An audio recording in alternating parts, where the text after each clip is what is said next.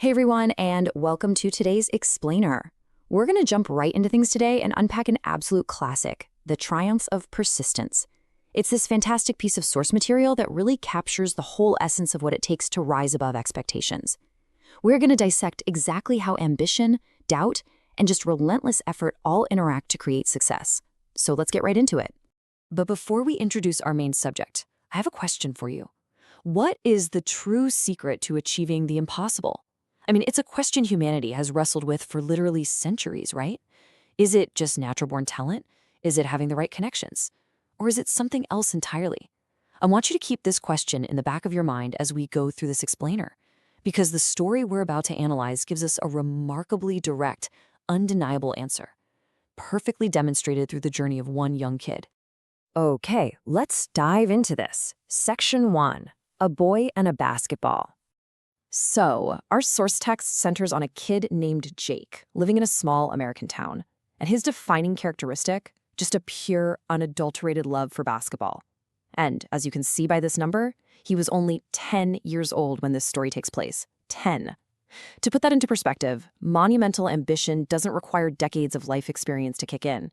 At just 10 years old, Jake was already laying the groundwork for a work ethic that honestly, most adults struggle to maintain. His age makes the mountain he's about to climb that much steeper, for sure, but it also makes it that much more impressive. The real turning point of his young life arrives in the form of just a simple piece of paper. Jake sees a poster for a city basketball competition, and his immediate reaction is, "Wow, a city basketball competition, I want to join." This poster was the ultimate catalyst. It completely transformed his kind of generalized passion for shooting hoops into a very specific, measurable, and highly challenging goal. He now has a target. But as we all know, the minute you set a lofty goal, the universe tends to test your resolve, doesn't it?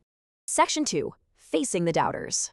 Setting a goal is the easy part. Protecting it, well, that's the hard part. On one side, you've got Jake, armed with absolutely nothing but passion and a willingness to practice. On the other side, his competitors, who were just naturally taller, faster, and stronger. His own friends looked at this contrast, literally laughed, and told him there was no way he'd ever win. They looked purely at the physical metrics and decided right then and there that his goal was impossible. So the crucial point is how Jake reacts here. He felt disappointed, which is a totally natural reaction, obviously. But he didn't quit. Actually, instead of giving up, he made this incredible mindset shift. Maybe I'm not the best today, but I can get better tomorrow.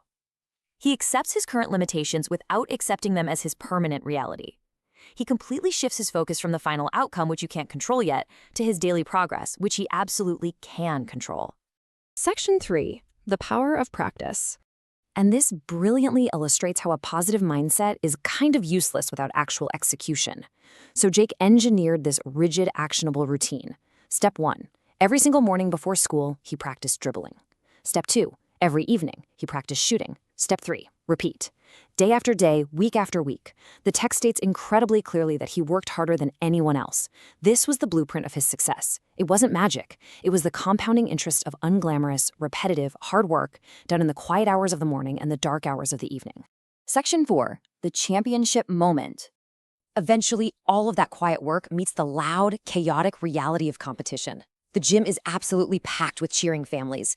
And against all odds, Jake's team has miraculously fought their way to the finals. Now we are back to the number 10, but this time it represents the 10 seconds left on the clock in a perfectly tied game. The entire tournament comes down to this tiny fraction of a minute. And in this incredibly high-pressure environment, the ball comes directly to Jake.